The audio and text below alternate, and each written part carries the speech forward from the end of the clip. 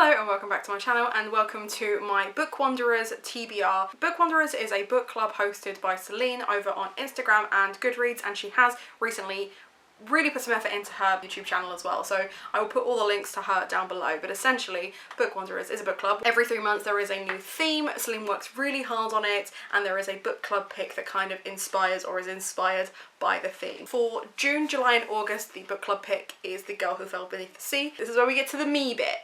I like this readathon because it's 3 months long, which means I can set a TBR and I don't need to worry if I've TBR'd those books before, because I have 3 months instead of a month to read them before I have to TBR them again, and therefore I'm less likely to throw them away if they're new books, because you know me, I've got to TBR it 3 times and it's out. Do you know what I mean? So I give myself more leeway with that. I have already DNF'd this. I got 2 chapters in, and usually I will give a book 3 chapters, but the way this is written is so young YA. I can't deal with it. I can't deal with it, which is a shame because it's beautiful and the Fairy Loot copy is stunning, but it's just not for me. It's not for me. So, does mean I will have more time to read the books that I have actually put onto my TBR. As I said, I have 3 months to read them instead of just a month, but this theme is all about the sea and seaside inspired. The first book on my TBR from now until September is Red Seas Under Red Skies. This is the sequel to The Lies of Locke Lamora, which is a series by Scott Lynch, all about the gentleman bastards who are basically these thieves in a place called Camor, and they just fuck shit up, and the first one broke my heart. This will be a reread. I don't remember as much about the second one as I do about the first one, and having had Lizzie recently reread the first one because I recommended it to her and she really enjoyed it, I need to get back onto the series. Plus, Scott Lynch has released some information that he is going to be doing. Either a collection of short stories or a short novella is coming out related to the Gentleman Bastards, and I need it. And I need to know what's going on, so I need to reread this ASAP. But the prompt is a ship, a book with a ship. And I don't know if Celine meant like a relationship ship or just like a ship, but this has 2 big old boats on the front.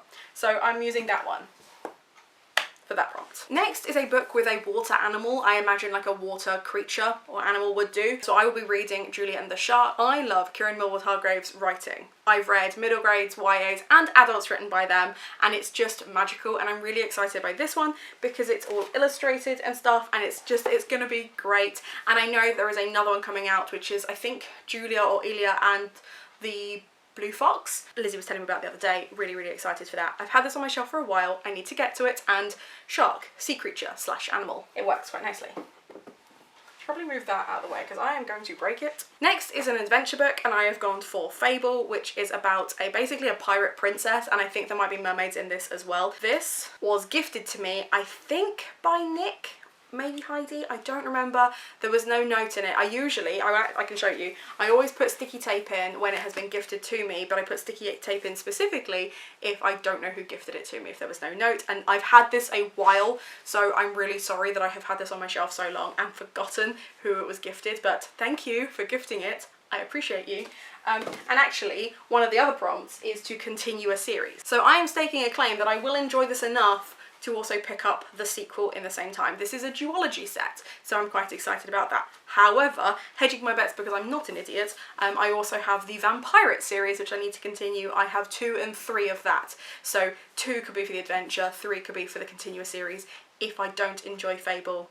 Which I might not, because it does feel like it's going to be very YA, and I have a real thing with mermaids, if there are mermaids in this. But we'll see. Next is a water related word, and I have gone for Lake Law by Anna-Marie McLemore. I nearly put this on my owned TBR during my TBR Vets challenge, and then I realised that I had actually another one here that I had just completely forgotten that I had read and kept, and therefore Lake Law could go onto my own TBR, but that was after I had filmed, edited and uploaded. So Lake Law is officially on my own TBR, and now it is officially on my current TBR because I want to read it. Lake being the water-based word. I know nothing about this, and I want to go in completely blind because I really loved Mirror Season, and I went in the same way, and I know there are triggering subjects in them, and that is it. That's all I want to know. Really excited for that one. It's gonna be good. Next is a book about freedom, and I will be reading The Mermaid's Voice Returns in this one, which is the 3rd in the Amanda Lovelace. Can't remember which series it is. It's like the Princess something series. First 2 are very much about sexual assault, sexual trauma and getting over that. This one I think is about kind of recovering your life. Overcoming trauma and kind of finding your own way again is a type of freedom, and that's why I'm going with it. Next is a book which is set near water, and I am going for Pirates by Celia Reese. If I had thought about it sooner, or we'd had the prompt sooner, I could have done The Cunning Man, which was much shorter and shit, but was also set by the sea, which is another Celia Reese book. This, however, is historical fiction, where that one was bad horror. I'm nervous about this, because I did enjoy Witch Child, but The Witch Child was short. I've tried to start this one a couple of times, and I've struggled, and I've TBR'd this twice.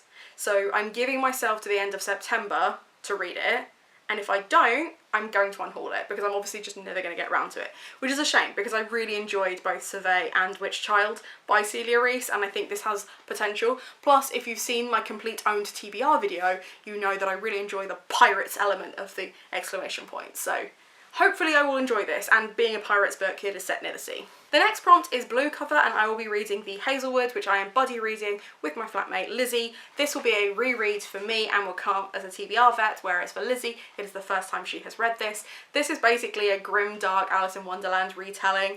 It does feel like a book split into two parts, but I really enjoyed it when I initially read it, and I'm terrified that it's not going to hold up, because I have the next two books as well, which I also need to read and are also TBR vets because I've had them longer than 3 years. So nervous, but excited to dive back into this world. Plus, you know, I just really enjoy how sinister that cover looks. Next is a book with LGBT characters, and I will be reading The Deepest Breath by Meg Grahan. This is a novel in verse for middle grade about a young girl coming to terms with the fact that she likes her friend Chloe from her class, and she seems to be obsessed with watery type things as well. It talks about how she doesn't know everything about there is to know about the fish in the sea, but she does know that she fancies this girl Chloe, and it just seems really cute, and it feels very much to me like it's going to have Me, My Dad and the End of the Rainbow type vibes, and because it's novel in verse, I'm expecting it to hit a bit different as well, so I'm really hyped for this one. The final prompt is Enemies to Lovers, and I will be doing Gear Breakers. Has nothing to do with the sea or seaside, it's just kind of blue, and it was one of the few that I could find that is Enemies to Lovers that I haven't read yet.